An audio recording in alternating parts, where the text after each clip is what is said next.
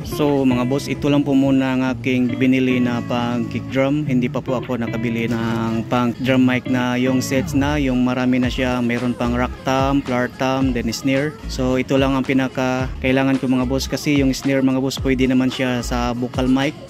Then konting volume lang kasi malalakas na po naman si snare. So ito ang pinaka-importante mga boss, yung low. Kailangan mong mailabas yung low. Kapag ginagamitan mong vocal mic, hindi siya malabas ng magandang response si low mga boss, ang kanyang kick drum. So ito lang po muna aking binili kasi kupas pa sa budget.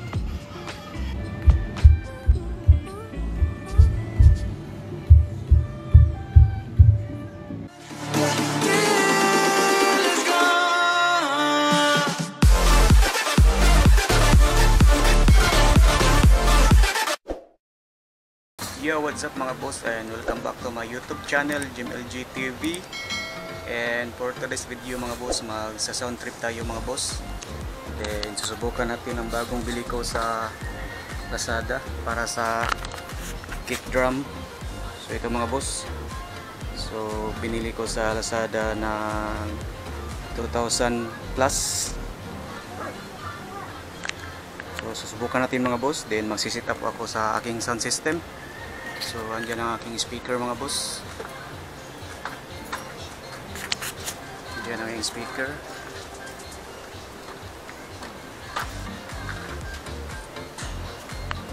Beta 3 din aking subwoofer. Folded horn 186. Then DIY na mid top.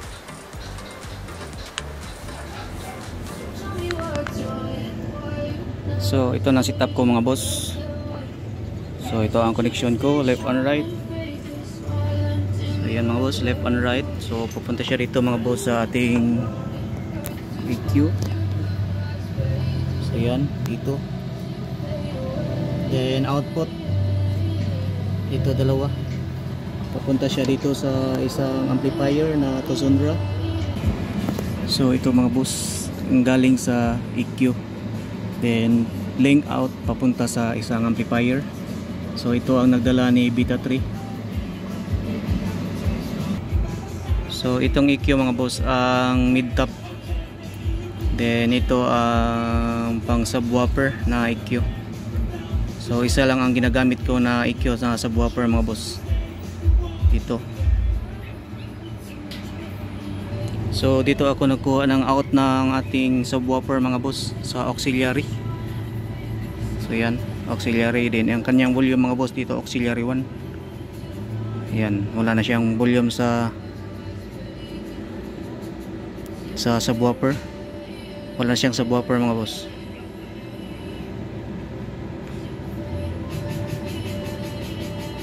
Ayan. So dito ako kumukuha. Then papunta siya sa ating equalizer dito. Then output. Itong output mga boss papunta sa crossover. Ito siya nag-input sa crossover. Then output papunta sa amplifier. So ito ang galing sa crossover sa subwoofer. Then link out. So papunta sa isang amplifier. Ito.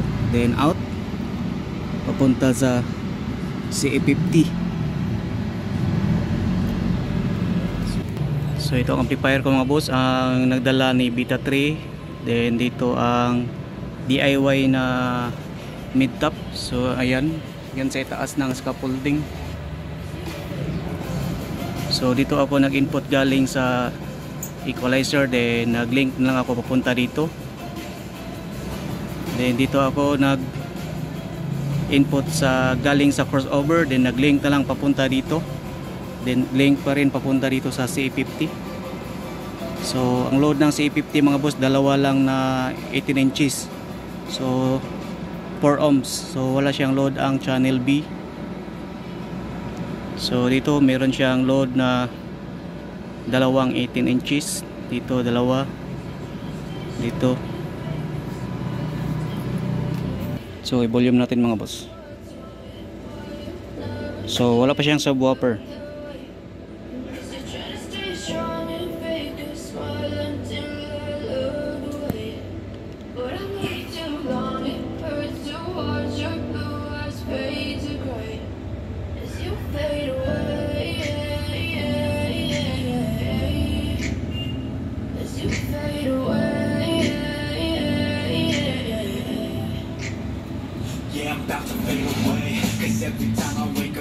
So lagyan natin ang subwoofer mga boss. Volume tayo sa auxiliary 1. Yan, meron ng sub.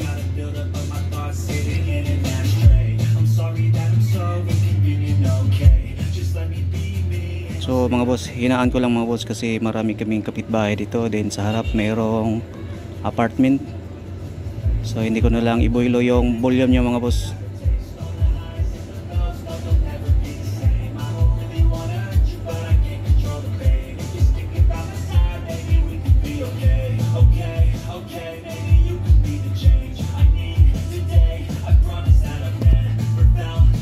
So ito ang folded horn subwoofer.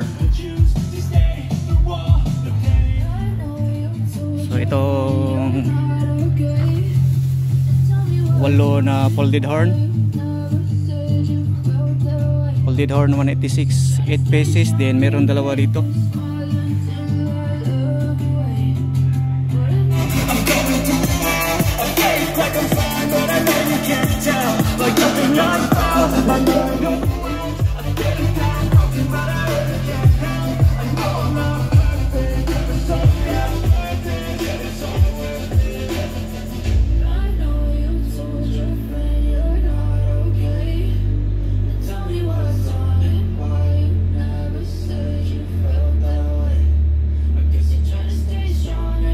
So ito ang equalizer ng subwoofer.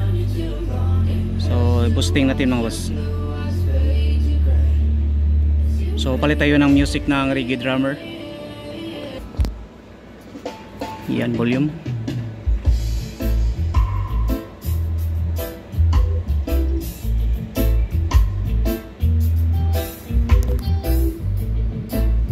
So bigyan natin ng auxiliary.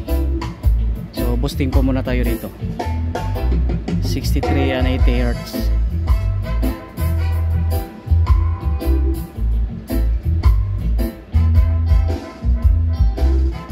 Yan, makapal na yung bass. Then bigyan natin ng auxiliary.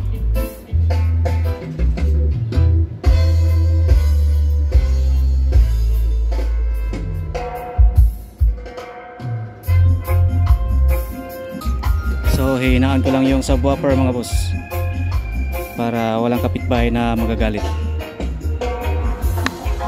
So ito mga boss, susubukan natin ang Shure na China Mid, ang microphone na pang kick drum. So magaganda yung ganitong microphone mga boss, gagamitin mo sa kick drum compare sa vocal mic.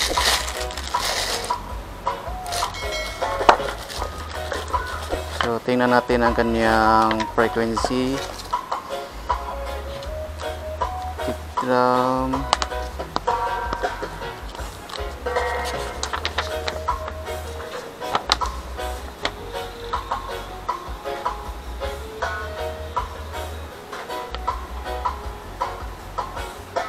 To 10,000 Hz mga boss ang kanyang frequency response. So andito ang kanyang saksakan, yung mayroong 3 pin. So dito natin ikakabit sa channel 1 lang mga boss. Channel 1 natin ikakabit. So yung frequency natin sa parametric, yan. So mag-gain staging pa po tayo mga boss kung saan umaabot ang kanyang gain level dito. Hey, check 1 2, hey, check 1 2, hey. Adjust tayo ng gain.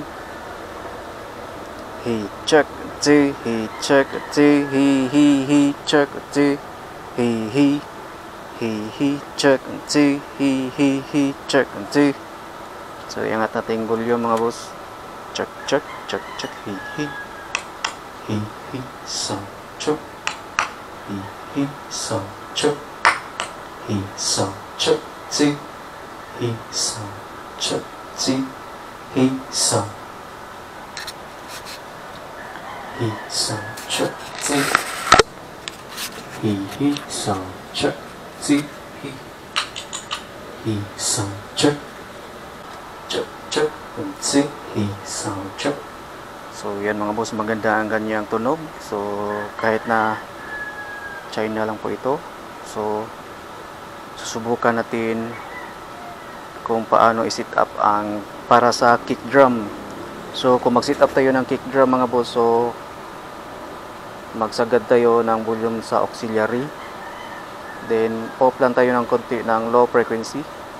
Cut tayo. Nasa 6 dB. Minus 6 dB. Then auxiliary. So try natin. Check, check, check. So check, check, so check, check,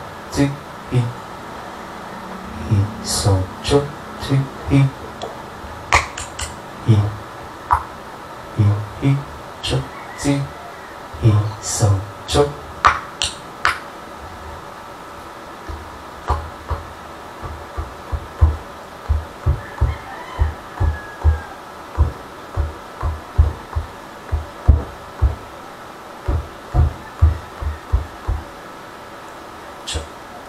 So yan mga boss, maganda siya.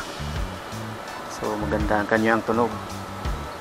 So nabili ko ito sa Lazada, 2,000 plus with delivery na po siya mga boss.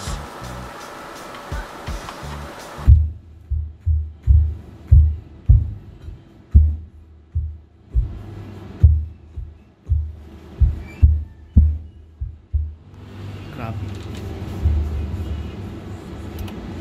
Ang lakas niya mga boss. So maghina tayo ng auxiliary.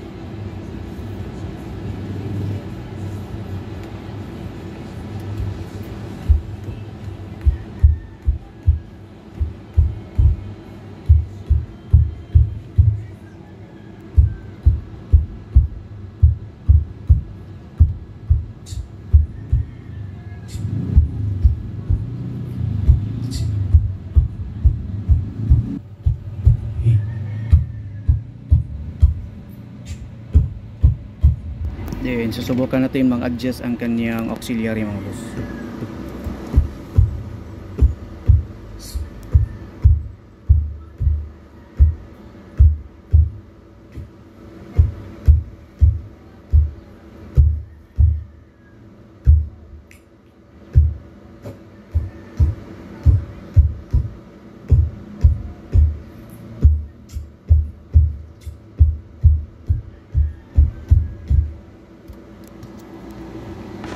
So yan mga boss, ang ganda ang quality sa China made na Shure Beta 52A. So ito na ang nabili kong pang kick drum na microphone.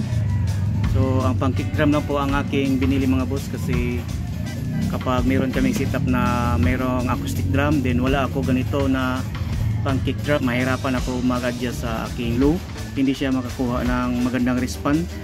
So kapag ganito ang gagamitin mo nga boss, maganda siyang response. So kapag ang gagamitin mo lang ay ang vocal mic, so hindi siya makakuha na maganda na low na response mga boss. So ito maganda ang gagamitin para sa kick drum. So mga boss, ito lang po muna ang aking binili na pang kick drum. Hindi pa po ako nakabili ng drum mic na yung sets na, yung marami na siya. Meron pang rack tom, floor tom, then snare. So ito lang ang pinaka kailangan ko mga boss, kasi yung snare mga boss pwede naman siya sa vocal mic, then konting volume lang kasi malalakas na po naman si snare. So ito ang pinaka-importante mga boss, yung low. Kailangan mong mailabas yung low. Kapag ginagamitan mong vocal mic, hindi siya malabas ng magandang response si low mga boss ang kanyang kick drum. So mga boss, i-follow ko na lang ang aking video na meron na akong drum set na acoustic. Then susubukan ko ito sa aking drum set. So i-follow ko na lang ang aking video mga boss. Then hanggang dito na lang ang aking video. So huwag mo naman kalimutan i-subscribe ang aking YouTube channel, Jim LG TV, and click the notification bell para more updated ka sa aking mga bagong videos. Salamat mga boss, and God bless.